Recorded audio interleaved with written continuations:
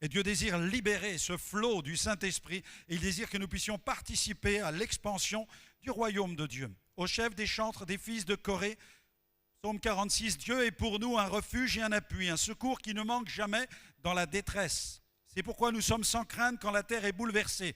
Et les fils de Corée savaient ce que signifiait qu'une terre bouleversée. Ils avaient vu la terre s'éventrer. Ils avaient vu le sous-sol engloutir. Cet homme, Corée, et les 250 personnes qui composaient sa coalition de révoltés, de rebelles contre Dieu. Et que les montagnes chancellent au cœur des mers. Quand les flots de la mer mugissent, écument, se soulèvent jusqu'à faire trembler les montagnes. Il est un fleuve dont les courants réjouissent la cité de Dieu, le sanctuaire des demeures du Très-Haut. Dieu est au milieu d'elle, elle n'est point ébranlée. Dieu la secourt dès l'aube du matin. Et vous remarquerez que chez les fils de Corée, il n'y a aucune amertume. Vous ne voyez pas d'amertume dans ce passage. Vous ne trouvez pas d'animosité. Vous trouvez la plénitude du Saint-Esprit. Elle n'est point ébranlée. Dieu la secourt dès l'aube du matin. Des nations s'agitent, des royaumes s'ébranlent. Il fait entendre sa voix. La terre se fond d'épouvante. Et ils savent ce que veut dire qu'une terre qui se fond d'épouvante. L'Éternel des armées est avec nous. Le Dieu de Jacob est pour nous une haute retraite. Pause. Venez contempler les œuvres de l'Éternel, les ravages qu'il a opérés sur la terre. Ils savaient ce que signifiait que des ravages que Dieu est capable d'opérer sur la terre, mais ils ont vécu ces pauses. Ces pauses sont extrêmement nécessaires dans notre vie spirituelle. Si nous n'avons pas des temps de pause avec Dieu, Dieu ne pourra pas nous restaurer. Les temps que nous passons dans la présence de Dieu sont ces temps où Dieu va nous restaurer et nous communiquer sa parole, pour nous mettre en marche, afin que nous puissions accomplir sa volonté. Venez contempler les œuvres de l'Éternel, les ravages qu'il a opérés sur la terre. C'est lui qui a fait cesser les combats jusqu'au bout de la terre. Il a brisé l'arc, il a rompu la lance, il a consumé par le feu les chars de guerre. Arrêtez et sachez que je suis Dieu, je domine sur les nations, je domine sur la terre. L'Éternel des armées est avec nous. Le Dieu de Jacob est pour nous une haute retraite. Est-ce qu'on peut dire amen à cela? Alléluia. Il est une haute retraite, il est ta protection. Gloire à Dieu. Nous avons vu qu'il y a des courants qui réjouissent la cité de Dieu. Et le premier courant dont j'ai parlé hier soir, c'est le courant de la nouvelle alliance. Nous avons vu aussi le courant d'intercession. Nous avons vu le courant d'adoration, le courant d'adoration, où le Seigneur désire tellement nous remplir de l'onction du Saint-Esprit, de cet esprit d'adorateur. Dieu désire susciter sur la planète un peuple d'adorateurs, plus qu'un peuple. Alors je bénis le Seigneur pour la bonne musique, j'aime la bonne musique, et je bénis le Seigneur même pour le courant de musique francophone qui circule sur la planète. Amen. Il y a eu une telle révolution dans la musique au sein des églises que nous ne pouvons que bénir le Seigneur pour la rénovation dans le domaine de la louange. Lorsque j'écoute les compositions, lorsque j'entends les styles musicaux, je me rends compte qu'il y a une inspiration à profusion.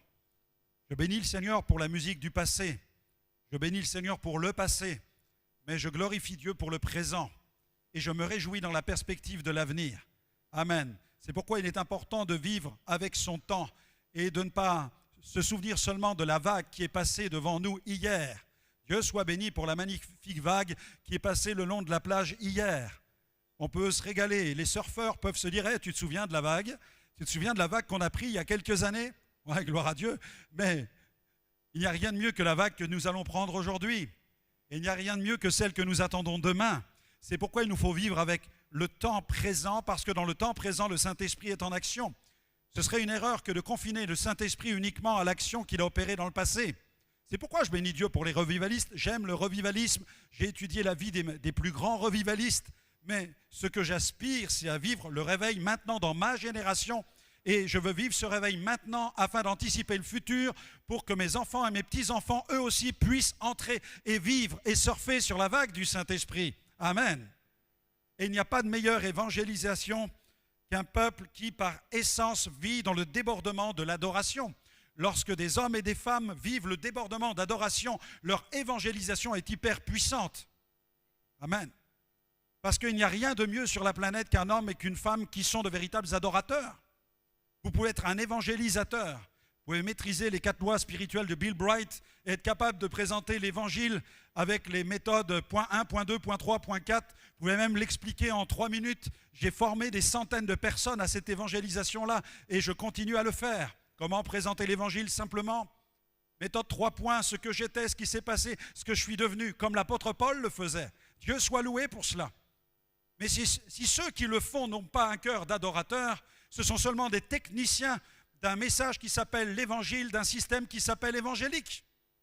Mais s'ils sont remplis de l'esprit d'adoration, alors quand ils vivent la vie chrétienne au quotidien, ils débordent de cet esprit d'adoration. Par essence, ils sont la lumière de Dieu dans le monde.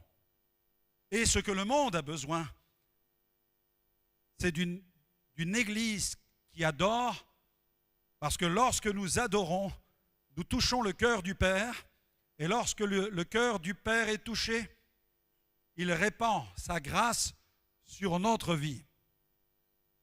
Amen. Lorsque je fais monter le parfum d'adoration vers le Père souffle de son esprit sur ma vie. C'est un échange. Lorsque sur la terre nous offrons au Seigneur notre adoration, alors le ciel impacte notre vie par le souffle du Saint-Esprit. Et ce que les communautés chrétiennes ont besoin d'expérimenter, c'est ce souffle divin de l'adoration. Je m'écris « Loué soit l'Éternel ». David savait ce que signifie que d'être sous la pression, d'être menacé physiquement, d'être attaqué dans tous les domaines de son existence. Mais il savait aussi que lorsqu'il louait l'Éternel, il avait cette confiance que Dieu le délivrait de tous ses ennemis. Et il n'était pas avare dans le domaine de la louange, puisque l'Écriture nous dit que les justes se réjouissent, ils triomphent devant Dieu, ils ont des transports d'allégresse. En fait, c'est devant Dieu que nous triomphons. C'est devant Dieu que nous triomphons. C'est lorsque nous nous tenons devant Dieu dans l'adoration que nous commençons à triompher. Ce n'est pas quand nous avons triomphé des problèmes sur la terre que nous commençons à louer Dieu ensuite devant le trône de la grâce. Non, nos batailles, nous sommes appelés à les remporter dans la présence de Dieu. Lorsque nous venons dans la présence de Dieu, immédiatement nous prenons de la hauteur et les problèmes terrestres commencent à perdre de leur volume. Amen. C'est pourquoi il nous faut nous élever dans la présence de Dieu. Dieu est le seul qui puisse te conduire sur le rocher que tu n'es pas capable d'atteindre. Une culture d'adoration doit gagner l'Église de Jésus. Amen. Je crois que cette perception du ministère de Jésus est la plus grande réforme au sein de l'Église aujourd'hui. Nous avons vu aussi le courant d'intercession, être animé de l'esprit de la rédemption. Nous avons beaucoup d'hommes et de femmes qui sont dans l'Église aujourd'hui des prieurs. Ils prient pour les besoins, ils présentent leurs pétitions au Seigneur, mais ce que Dieu attend de nous, c'est que nous puissions entrer dans cette dimension de l'intercession où nous sommes animés de l'esprit de la rédemption, où la prière n'est plus centrée sur notre ego, mais la prière est centrée sur le cœur de Dieu, sur le centre du cœur de Dieu. Qu'est-ce qui anime, qu'est-ce qui remplit, qu'est-ce qui agite le cœur de Dieu? C'est le salut des êtres humains. Et l'intercession ne consiste pas à être centré sur mes problèmes personnels, mais c'est cette maturité spirituelle qui fait que nous sommes maintenant centrés sur les préoccupations de Dieu. Celui qui intercède est préoccupé par ce qui préoccupe le cœur de Dieu. Amen.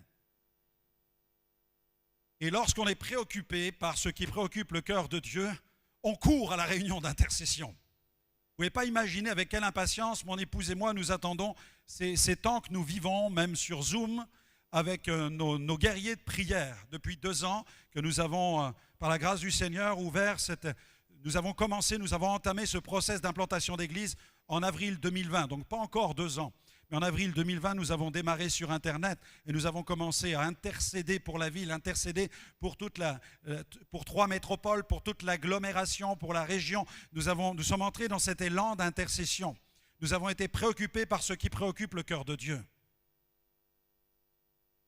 Et là, nous entrons dans ce domaine des guerriers de prière. C'est pourquoi nous avons suscité, Dieu a permis que des guerriers de prière se lèvent, qu'ils se lèvent pour se tenir devant Dieu, qu'ils se lèvent pour combattre dans la prière. Et c'est animé du cœur de Dieu, Notre cœur bat au rythme du cœur de Dieu. Et Dieu est préoccupé par la destinée des gens qui sont autour de nous. Et lorsque nous recevons cette préoccupation, alors nous sommes impatients d'aller dans la présence de Dieu. J'ai connu tellement de réunions de prière ennuyeuses. J'ai connu tellement de réunions de prière où je priais que ça se termine. Non?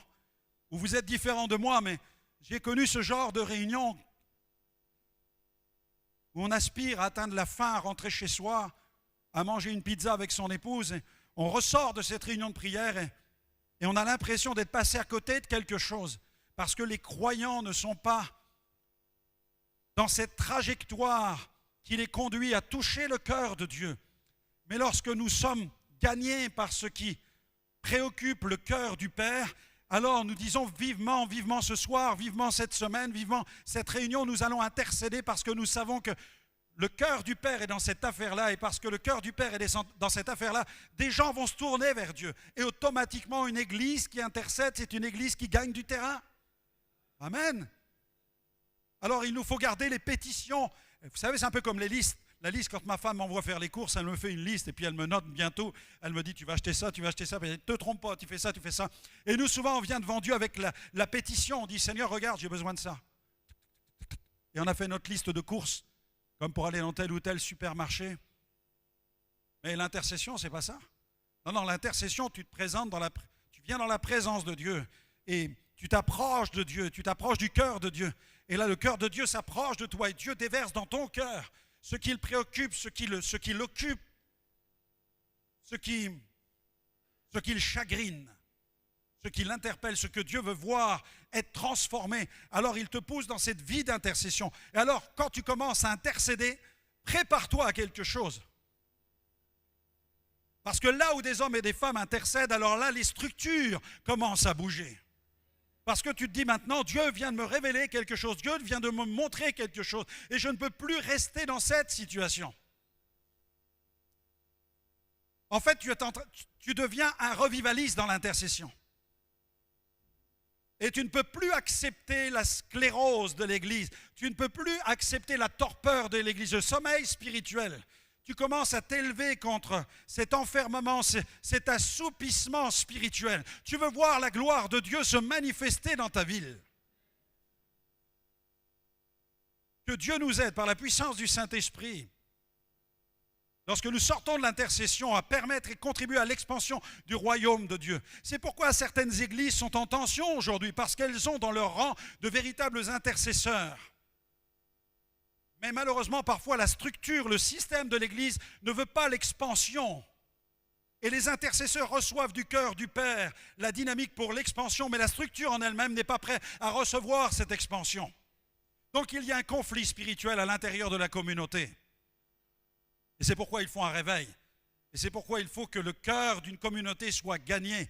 Et vous avez bien fait de mettre ce temps à part pour venir chercher Dieu. Et parfois, nous ne parvenons pas à trouver dans une communauté ces moments, ces espaces pour nous tenir devant Dieu afin de chercher le cœur de Dieu. Alors nous sommes obligés d'aller à l'extérieur dans une rencontre particulière pour aller chercher le cœur de Dieu. Et c'est ce que vous avez fait. Quelqu'un dira, mais ce n'est pas ce que nous devrions faire. Et pourtant, c'est ce que nous faisons. Pourquoi? Eh bien, je vois dans la Bible même qu'il y avait à Najot un prophète qui s'appelle Samuel et qu'il y avait là même une école de prophètes. Et même Saül, quand il est entré dans cette zone, il s'est même mis à prophétiser tellement l'onction de prophétie était forte dans ce secteur. La zone était saturée par un esprit de prophétie. Dieu est capable de saturer des lieux. Dieu est capable de susciter des spots. J'ai parlé des surfeurs tout à l'heure. Et vous savez que les surfeurs, ils sont à la recherche des meilleurs spots. Ils cherchent les endroits où les vagues sont les plus belles. Et je vous encourage à écouter les ministères de réveil. Ouh, pasteur, qu'est-ce que vous dites? N'écoutez pas les ministères qui vous endorment. N'écoutez pas les ministères qui plombent votre foi. Non. Écoutez des hommes et des femmes qui vont vous tirer vers le haut, qui vont vous permettre de grandir avec Dieu. Pourquoi? Parce que tout simplement la France a besoin du message du salut. La francophonie a besoin d'être sauvée tout simplement. C'est une question de vie ou de mort spirituelle. Nous ne sommes pas là pour flatter les systèmes. Nous sommes là justement pour que le Saint-Esprit retrouve sa place au cœur de l'Église, au cœur des communautés chrétiennes. Parce que les gens qui périssent n'entre pas dans le ciel. Et on ne peut pas dormir tranquille quand on sait que ici et là, les églises sont assoupies et dorment et que tout le monde se satisfait du sommeil spirituel. Est-ce que Dieu se satisfait du sommeil spirituel? Vous pensez que Dieu est dans le compromis avec le sommeil spirituel des églises? Non. Dieu n'accepte pas le sommeil spirituel. Sinon, il ne nous appellerait pas à nous réveiller et il ne nous adresserait pas des commandements qui consistent à annoncer la bonne nouvelle à toutes les nations. Alors viendra la fin, parce qu'il y a urgence aujourd'hui. Il y a urgence. Nous avons été confinés, nous avons eu nos libertés qui ont été restreintes. Et même la guerre menace aux portes de l'Europe. Nous avons eu une épidémie, peut-être dans quelques jours, quelques semaines, peut-être même une guerre, qui le sait? Dieu seul le sait. Et nous prions le psaume 46 où Dieu dit arrêtez, Dieu a brisé les arcs, Dieu a brisé les chars. Et nous prions que Dieu arrête, nous garde d'une guerre sur l'Europe. Est-ce que nous avons saisi le rendez-vous divin dans cette période de crise sanitaire pour nous approcher de Dieu et pour nous réveiller? Oui, vous l'avez saisi puisque vous êtes dans des réunions de ce genre-là. Mais demain, aurons-nous encore l'opportunité de nous réunir pour célébrer Dieu et chercher la face de Dieu si demain une guerre nucléaire venait frapper la planète? Est-ce que nous avons conscience dans toutes nos communautés chrétiennes de l'urgence d'intercéder et de cesser avec les pétitions? Est-ce que nous avons pris conscience de la nécessité d'être animés de l'esprit de rédemption pour arracher les âmes à la mort parce que Jésus revient bientôt? Oh Dieu, étends tes mains, le courant d'intercession. Et puis, j'aimerais aborder maintenant un autre courant, c'est le courant de la vie prophétique.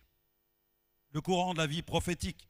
L'impact prophétique est important dans le domaine de notre destinée. D'ailleurs, vous avez entendu ce matin plusieurs paroles prophétiques, et ces paroles prophétiques ont la capacité d'activer votre vie spirituelle. La vie prophétique dans l'Église est extrêmement importante, ça n'est pas une option.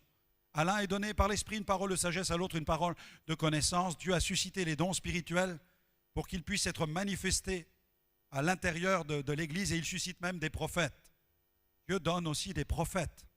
Ils sont comme des nabis, ils sont comme la voix de Dieu, et ils sont là pour donner l'impulsion prophétique à l'Église. Ils sont là pour équiper l'Église dans le domaine prophétique. Ils sont là aussi pour donner la vision à l'Église afin qu'elle entre aussi dans cette dynamique surnaturelle et qu'elle soit en phase avec l'époque dans laquelle elle vit. Parce que le prophète est dans une telle intimité avec le Père, avec Dieu, qu'il ressent, il possède cette urgence à l'intérieur qui le pousse à parler pour accélérer, pour activer l'Église dans sa mission. Ça, c'est l'action prophétique. Et les prophètes étaient aussi dans l'Ancien Testament, bien entendu, des messagers qui avertissaient le peuple, qui plaçaient le peuple face à ses péchés. Mais ils n'avaient pas simplement un sens aigu à l'égard du péché, ils étaient aussi dans cette dynamique du revivalisme, puisque des prophètes comme Élisée et Élie accomplissaient même des miracles. Donc ils étaient les instruments de la manifestation du surnaturel. Et l'Église a besoin de cette dimension prophétique, parce que la dynamique prophétique est étroitement liée à la dynamique du surnaturel, à la puissance. La foi vient de ce qu'on entend, et ce qu'on entend vient de la parole de Dieu. Et pour que la foi soit libérée, il faut qu'une parole soit envoyée. Et c'est pourquoi il y a des dons spirituels, parole de connaissance, parole de sagesse, pour que la foi soit dynamisée, que des signes prennent place au milieu du peuple de Dieu. Dieu peut guérir par le moyen de l'imposition des mains, c'est vrai, mais il guérit aussi, dans une grande mesure, au travers de la libération des dons spirituels. Parce que les dons spirituels sont les vecteurs d'une parole qui va libérer la foi. Et la foi libérée, elle commence à posséder la grâce. C'est pourquoi je vous invite tous vraiment à prier pour que le Seigneur vous donne accès au domaine des dons, bien entendu d'inspiration premièrement, cette première catégorie de dons, avec la prophétie, avec la diversité des langues et l'interprétation des langues, mais aussi que vous puissiez commencer à évoluer dans le bassin suivant, celui des dons de révélation avec le don de discernement des esprits, la parole de sagesse et la parole de connaissance. Parce que lorsque nous évoluons dans ce domaine et que nous sommes les instruments qui libérons, nous sommes les canaux de la libération de tels dons spirituels, nous allons être les témoins ensuite de la manifestation du don de foi, du don d'opérer des miracles et des dons de guérison. Il y a une énergie, il y a une vague, il y a un flot dans l'exercice des dons spirituels. Et tout commence par le baptême dans le Saint-Esprit. Baptême veut dire immersion. C'est pourquoi nous devons être immergés dans le Saint-Esprit. Vous avez vu hier soir, plusieurs ont été immergés dans le Saint-Esprit. Et lorsque la vague vient, parfois on est porté par la vague, parfois on est englouti par la vague. Et je vois dans des églises, quand le Saint-Esprit commence à agir, on a des personnes qui sont, parfois on a des réunions un peu qui sont sans dessus-dessous. Pourquoi? Parce que l'Esprit agit.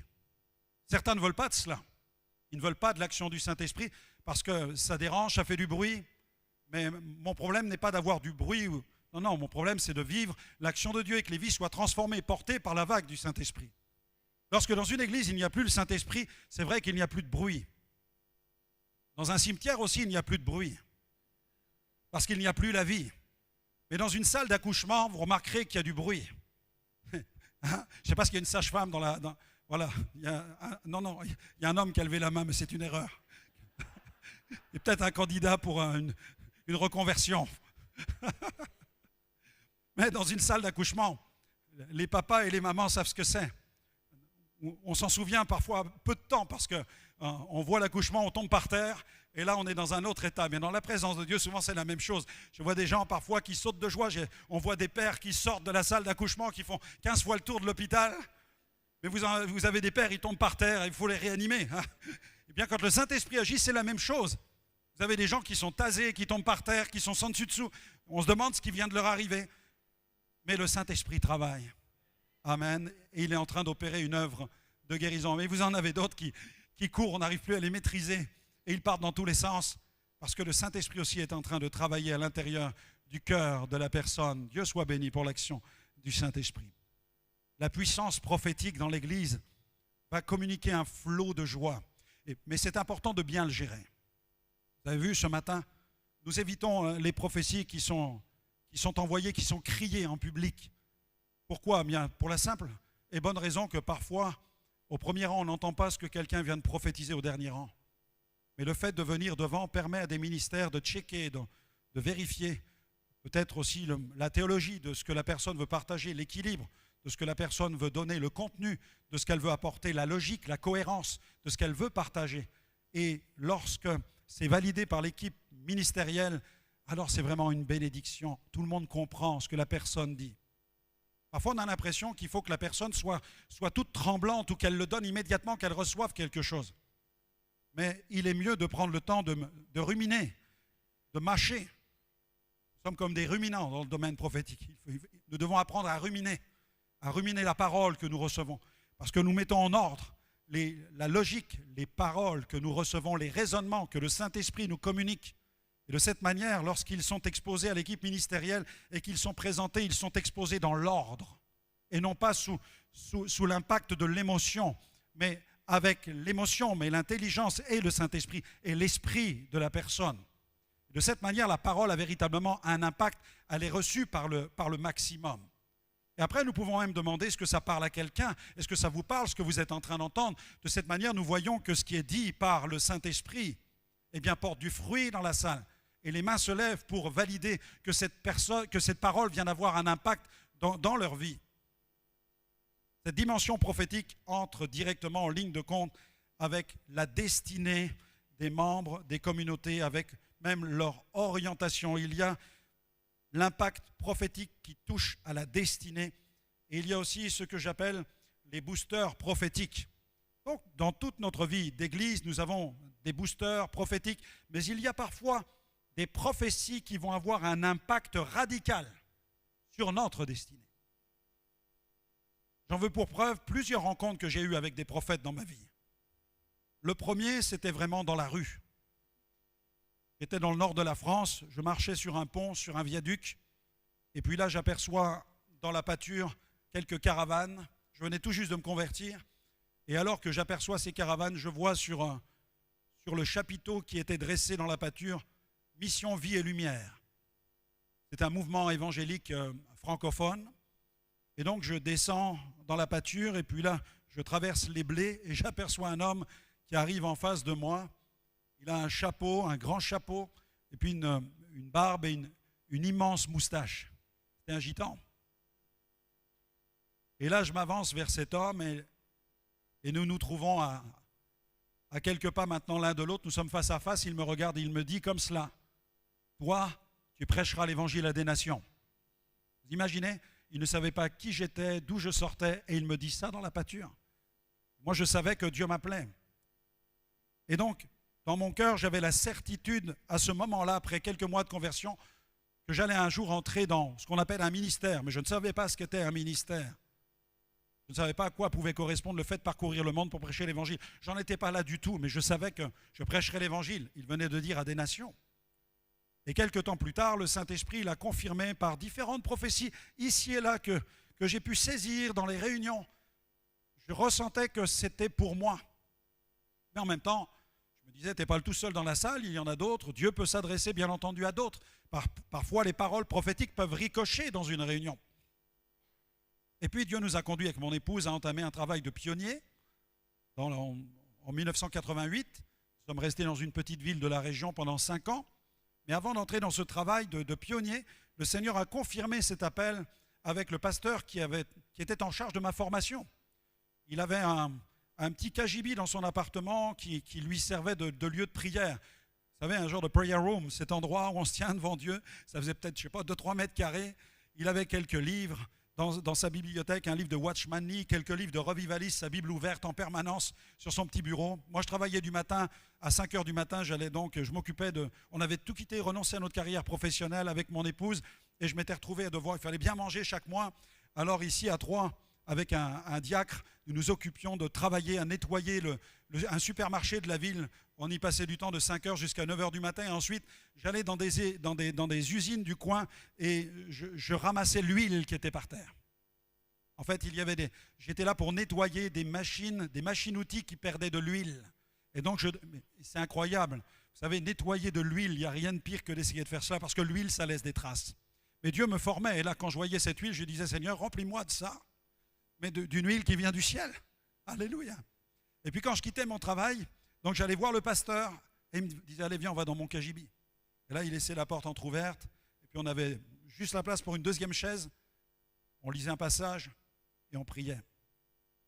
Bien de ces matins, on entre dans la prière et là, je suis ravi en extase. Là, je pars dans une autre dimension. Et là, j'aperçois dans une vision des champs. Et là, un homme en blanc qui apparaît sur la droite, vêtu de lin, il tient un sac de lin et il est rempli de semences. Et il avance, mais avec une grâce incroyable. Et alors qu'il avance, il jette la semence avec grâce. Et quand je vois les semences qui sont portées par le vent, elles deviennent comme de l'or. Et quand elles touchent le sol, les champs blanchissent. Et je vois des champs qui blanchissent à perte de vue. J'avais l'impression de voir même le département de l'Aube où nous sommes ici. J'avais l'impression de voir ces grandes plaines que nous avons autour de nous qui tout à coup, eh bien, c'est comme si Dieu disait c'est l'heure de la moisson en fait. C'était fort. Et là j'étais ravi en extase. Et quand vous êtes ravi avec une telle vision, vous n'êtes plus là en fait. Le timing, c'est plus un problème. Et tout à coup j'entends la voix de mon pasteur qui me dit voilà ce que tu vois. Et là il commence à me dire tu vois un homme vêtu de blanc qui vient sur la droite, qui porte un sac de lin, et il me décrit toute la vision que je suis en train de recevoir. Et il me dit, Dieu t'appelle au ministère. Tends tes mains. J'ai tendu mes mains dans le vide. Il m'a dit, prends les outils. J'étais là. Tu as reçu les outils pour la moisson. Et amen. Je ne savais pas à quoi je disais amen, mais s'il le dit, c'est qu'il y a un sens. Voilà. Et donc je vis avec ça. Nous sommes dans début des années 90, puis en 1997, nous sommes dans une époque où Dieu nous appelle à tenir des campagnes internationales. Dieu nous a montré pendant la nuit avec mon épouse des visions. Et la nuit, nous voyons des pays tous les deux. Le matin, quand on se réveille, on se partage les visions qu'on reçoit la nuit.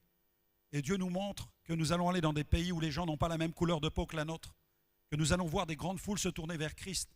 Aujourd'hui, je peux vous dire que ça s'est accompli, puisque nous avons parcouru plus de 50 pays pour prêcher l'Évangile. Donc ces visions-là, nous les avons reçues. Mais à ce moment-là, nous ne savions pas comment nous, les petits Français ici, résidant dans l'Aube, allions être utilisés au bout de la planète. Ça, on n'avait pas du tout le chemin pour atteindre cet objectif-là. Et puis nous étions dans une période de forte tension. Et là, le Seigneur permet de prendre quelques vacances en Italie. Alors nous allons jusqu'en Sicile, et puis on apprend le dimanche matin que dans une petite ville d'à côté qui n'est pas forcément bien réputée, la mafia est par là. Bon, ma femme est sicilienne, donc j'avais le laissez-passer pour cet endroit-là. Et nous sommes allés à Palma di Montechiaro, petite ville, là où les policiers ont des brassards, ils marchent dans la rue avec des armes sur eux. Et puis quand on a dit à la famille qu'on voulait aller là-bas, la famille nous a dit faut peut-être pas y aller. La plaque d'immatriculation de la voiture, c'est pas un bon signal. Vous risquez de ne pas retrouver votre voiture. Mais nous, ce jour-là, on décide quand même. Je dis non, on y va, Dieu est avec nous, on y va. Alors on y va. Et puis on arrive on trouve une petite communauté d'Elim Church. Et on rentre dans cette église, il y avait peut-être 200 personnes. Quelqu'un nous explique que l'église est implantée depuis 2-3 ans et qu'ils ont vécu une forte croissance. Nous, on s'assoit au bout de la salle pour être tranquille et partir rapidement à la fin. Et puis, le pasteur ne nous connaît pas. On a juste échangé un bonjour comme cela. Et puis, il vient sur l'estrade et là, il y a un homme qui sort de son bureau, qui arrive. Et c'est l'orateur du matin. Donc, l'homme qui passe derrière le pupitre ne me connaît pas, ne m'a pas vu, ne m'a pas croisé, ne connaît rien du tout. Il prend place derrière le pupitre. Et puis là, le pasteur le présente et il dit devant tout le monde, il dit voilà, c'est le pasteur Untel, il est prophète dans la ville de Bologna. Prophète. Avec mon arrière-plan et ma formation, mon formatage évangélique du mouvement dans lequel j'étais, prophète, tout de suite, j'ai tous mes signaux qui sont allumés. Ça voulait dire, oh là là, prudence, qu'est-ce qu'on va encore entendre ce matin? Vous voyez ce que je veux dire? Comment j'étais vraiment en paix avec le ministère de prophète. Et j'avais 250 000 préjugés contre cet homme. La tête qu'il avait, le costume qu'il portait, le ton qu'il employait, le ministère qu'il avait. Et dans ma tête, Dieu ne peut pas me parler par un homme comme ça. C'était cuit d'avance. Et puis là, on est assis au fond. Et il s'approche du pupitre, il parcourt la salle comme ça. Et puis il fait comme ça, toi. Et moi, je fais. Et il pointe ma femme. Il dit, traduis à ton mari. Alors là, bam! Comment sait-il que je suis français, que je ne parle pas italien et que ma femme va pouvoir me traduire? Immédiatement, je suis saisi par le Saint-Esprit. Il me dit, voilà ce que tu vis. Bam, bam, bam. Il raconte tout ce que nous sommes en train de vivre dans notre ministère. Il dit, mais Dieu t'a dit qu'il t'appelait à prêcher l'évangile à des nations. Et là, il commence à décrire notre futur. Mes amis, ce genre de parole prophétique va libérer votre destinée. Parce que c'est au mois d'août 1997. Et quelques mois plus tard, je me retrouve en Argentine, propulsé dans le ministère d'évangéliste. Dans une campagne avec Carlos Anacondia, là, quelque chose va se passer. Je prêche dans une église de la ville, et à la fin du service, vers 22h, je salue le pasteur juste dans l'entrée de l'église. Je le remercie de m'avoir accueilli pour prêcher ce soir-là. Et il me dit, savez-vous que le frère Carlos Anacondia prêche dans la ville? Ah, je dis, j'aurais tellement aimé l'entendre. Je dis, ça sera certainement une autre fois. Il me dit, non, vous pouvez l'entendre. Je dis, il est 22h. Il me dit, oui, mais à 22h, ça commence seulement. Je dis, comment? Alors, on trouve vite une voiture avec le coordinateur, le secrétaire, l'interprète. Nous partons de l'autre côté de la ville et là, j'arrive dans un quartier, style quartier HLM de chez nous, vous voyez. Et je vois 6-7 000 personnes, peut-être même plus, rassemblées avec un worship leader qui proclame des chants de victoire et de guerre sur la puissance de Satan, la victoire du Christ, son triomphe à la croix, etc. Et là, j'ai l'impression d'être sur une autre planète, vraiment sur une autre planète. Et parmi les 8 000 personnes, 7 000 personnes, je suis sur le pourtour, on est là sur le côté, on regarde. Et alors qu'on regarde, tout à coup, je vois une furie qui arrive vers moi et qui me flanque sa main sur ma tête et qui prophétise. Les 7 000 personnes sont en train de sauter, en train de proclamer la gloire de Dieu. Tout le monde chante. Vous avez l'impression d'être dans une salle de concert incroyable. Et là, je suis dans mon coin et là, bam! Et quelqu'un commence à prophétiser, une femme, et elle me déclare, l'interprète me dit, c'est une prophétesse. Je dis, qu'est-ce qu'elle dit? Et là, il me traduit tout ce qu'elle dit, et tout ce que j'entends à ce moment-là, c'est tout ce qu'on m'a dit au mois d'août en Italie. J'étais saisi, comme si la parole me traversait la tête jusqu'aux pieds. Et après, Carlos Anacondia me dit, viens prier avec moi. Il apprend que je suis là. Il m'invite à prier avec lui dans la foule. Et là, nous nous sommes liés d'amitié à cette époque-là. C'était un moment fort, fondateur. Il y a des paroles prophétiques, bien aimées, qui vont être des paroles fondatrices. Pourquoi les ai-je reçues? Parce que j'ai aspiré. Aspirer aux dons spirituels. Attention, ce n'est pas simplement aspirer à les exercer. C'est aussi aspirer à les recevoir. Souvent, nous aspirons les dons pour les exercer en faveur des autres, mais nous oublions aussi que nous avons besoin nous-mêmes de recevoir des dons spirituels de la part des autres. Amen.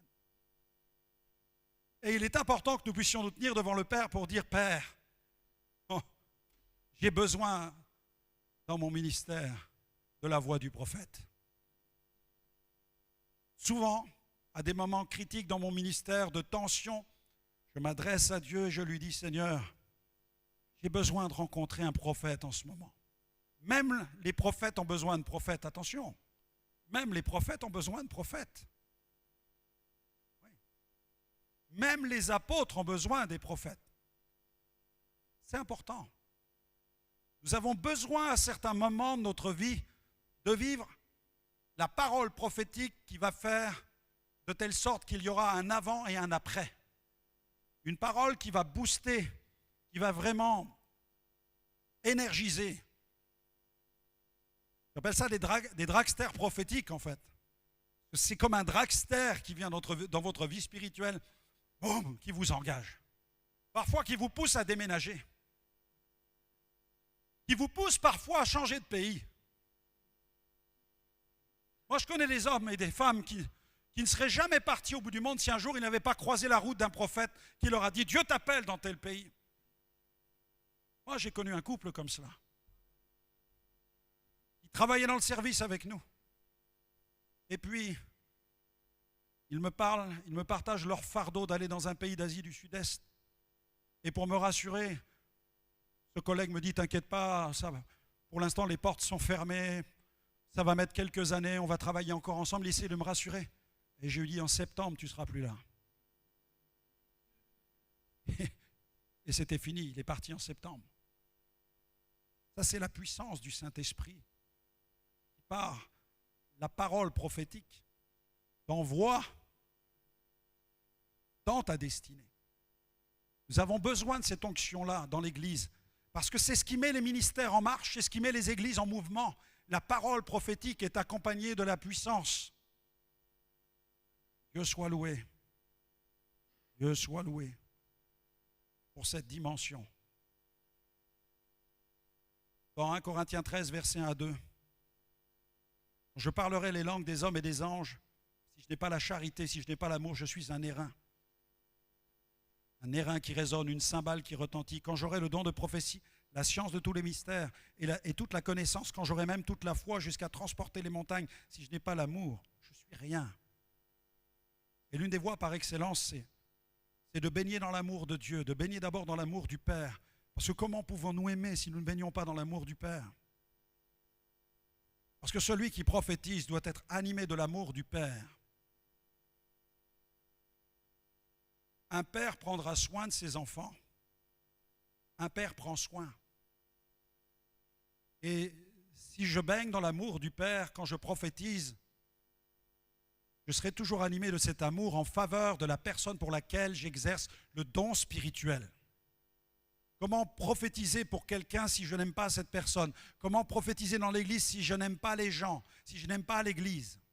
Comment vais-je prier pour les malades si je n'aime pas les malades? La base de l'exercice des dons spirituels, c'est de baigner dans l'amour de Dieu. Et l'amour de Dieu, c'est l'amour du Père. Et nous avons besoin de nous approcher du cœur du Père pour recevoir son amour. Et lorsque nous sommes remplis de cet amour-là, alors nous sommes dans les meilleures conditions pour exercer une parole qui sera chargée de la bienveillance de Dieu, de l'amour de Dieu. Amen. J'aimerais qu'on puisse prier.